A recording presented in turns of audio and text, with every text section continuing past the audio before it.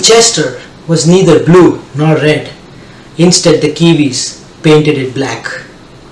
75 plus hours of sublime cricket, and India find themselves in the semifinals of the Cricket World Cup of 2019, having topped the group stages. 30 minutes of poor cricket, and India find themselves on the plane back home, knocked out of the World Cup of 2019. It's a game of inches, just the way I like to call it. Let me talk about MS Dhoni, the champion of this game of inches, who seems to have acres at his disposal while he's wicket keeping. He found himself short just by an inch today at Manchester against New Zealand, and this is not the first time. This is second time, twice in just a span of 2 months. The first occasion was the IPL 2019 finals against the Mumbai Indians, and today against New Zealand in the semi-finals of the World Cup of 2019. And in each case, his team ended up being on the losing side. Well, that's unfortunate, but that's the beauty of our sport, isn't it? We die by the sword and we live by the very same sword.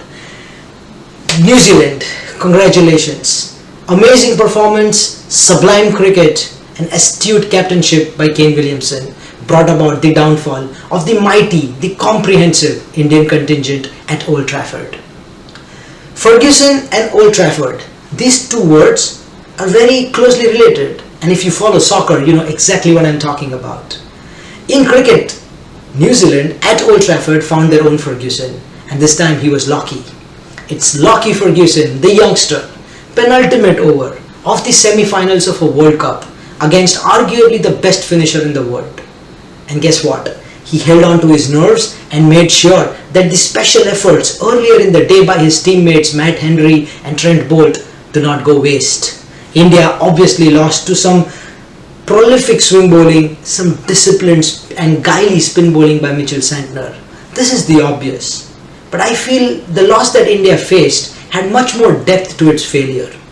India, for me, lost at two major fronts. One tactical before the game started, and one technical after the game started. Let's list it out one by one. First, no Mohammad Shami in the playing 11 is just inexplicable. The caliber, the pedigree, and more importantly the form that Mohammad Shami is in, he should just walk into this playing 11. To add to that, the conditions were overcast, the pitch was damp, and the forecast suggested rain before, during and after the game. It's just a no-brainer that he should be in the playing 11. I said it in the pre-game show that we did a couple of days back. I would play Mohammad Shami in place of Dinesh Karthik with the same squad that they played today. I got a lot of bashing for playing 6 bowlers. A lot of people said, do you even follow Indian cricket? We never play 6 bowlers. We just play 5 and go with that extra batsman. I said in that case, you don't play Yuzvendra Chahal and play Mohammad Shami, because that's what the conditions are. You got to respect the conditions, and when you talk about horses for courses, that's what it is, right? But I think the talk and the execution don't go hand in hand. That cost us probably 15 to 20 runs, according to me. And guess what? India lost by just a margin of 18 runs. Little things that go a long way in cricket. Number 2, the first 4 overs on either innings. New Zealand at the end of first 4 overs were 2 runs for 1 wicket. India at the end of 4 overs, 5 runs, 3 wickets. Rohit Sharma, KL Rahul and Virat Kohli all back in the pavilion. I think this is where India lost the trick and probably lost the game as well. Conditions were tough for either side inside the first 4 overs. When New Zealand batted, we spoke about no intent being shown, dead bats being shown by Kane Williamson and Nichols, and everybody was like, I think India are on top, they're making a mess out of this batting, are the New Zealand batsmen. But guess what? That's what won them the game. I think the Kiwis read the situations much better, and more importantly, they respected the conditions and responded to them instantly and in a better fashion. On the contrary to me, India, more than responding, kind of reacted to the situation. And like they say in philosophy, I think it holds true in sport as well, or any other aspect of life. It's more about responding to a situation, condition, or even a person rather than reacting. The moment you react, you're already on the back foot. And that's what happened with the Indian batting inside the first 4 overs. And a classic example for this is the Virat Kohli wicket. If you look at that wicket, it's not just the wicket ball, but even 2 balls prior to it. It was a delivery by Trent Bolt going away from Virat Kohli almost at the 6th or the 7th stump. He would leave it on any day that he is in good form without any pressure. But pressure of the semi-finals and the conditions there, he tried to react to the situation and tried to force the issue so as to push back the pressure, put the pressure back on the Kiwis. But that didn't happen.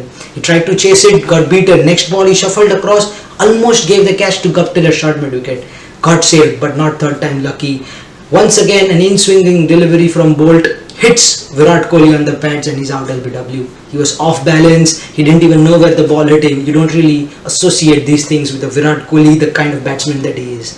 Just one example. There were many others, but that's where India lost. Reacting instead of responding.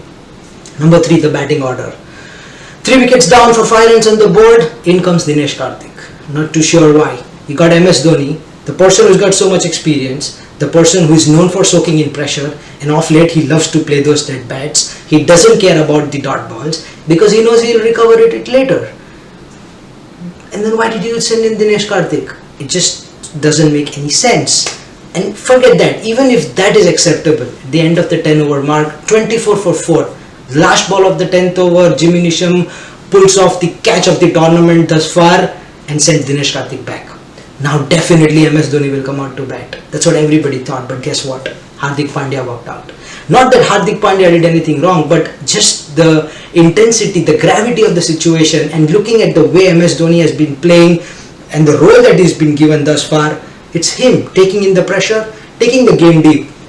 Imagine MS Dhoni batting with Rishabh Pant with all the guidance, advice, and getting into Rishabh Pant's head and guiding him through. At the end of the 35 over mark, if you have Dhoni and Pant batting, 15 overs to go, even if you need 10 runs an over with Pandya and Jadeja to come, you know it's your game. That was a big miss for me. Dhoni coming in at number 7 is just unacceptable.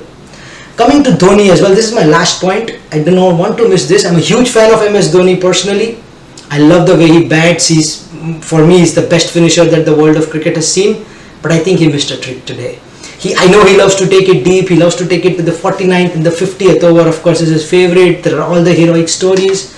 But you know what? When you're playing in a partnership, especially when the other person is going strong, you kind of want to play in the personality of that person and not yourself. And that's something that MS Dhoni missed. The 47th over, I understand what he was trying to do. He wanted to play Ferguson and Neesham in the 49th and the 50th and win the game.